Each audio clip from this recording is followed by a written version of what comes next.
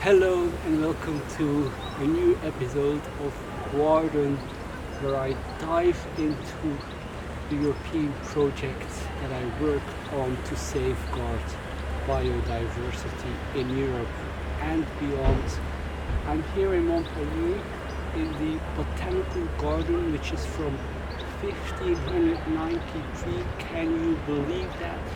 It's one of the oldest academic botanical gardens out there. The first one was in 1545 in Padova, which is of course also a place I hope of visiting at some point in the future. In the background there's a beautiful cathedral, St. Peter's, there in the background. And of course I wasn't really here to visit this botanical garden, that's just a treat on the site. I was here to join a focus group on the French and Madagascar case study, in which I'm particularly invested. Of course, really detailed in the past. I'm very interested in Madagascar as coffee is growing there. That wasn't the one motivation.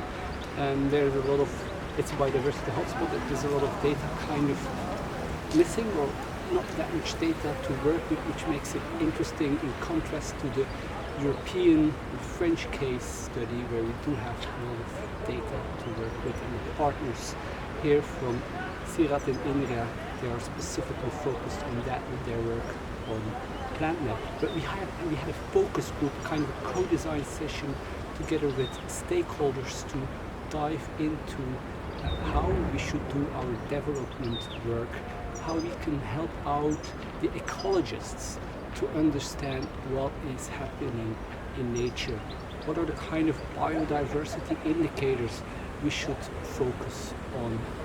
So we did that kind of two sessions, one broad session going on where should we direct our attention in kind of biodiversity research, and then we had a workshop more concretely trying to map out variables related to our environment's biophysical characteristics of certain terrains, and then also sociological characteristics that you need to take into account, because what we try to do with Garden is to offer tools for decision makers, and decision makers cannot just think about how do we maximize biodiversity.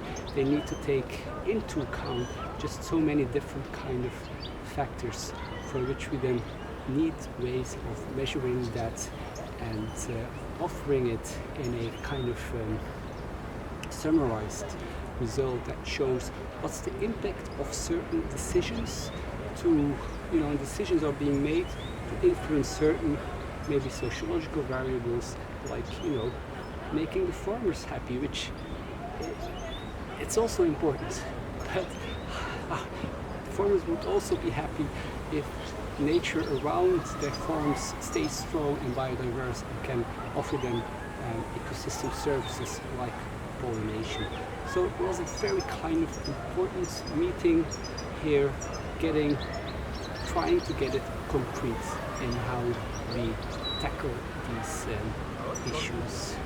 Thanks for following my adventure in this biodiversity mission, and hope to see you in one of the next episodes.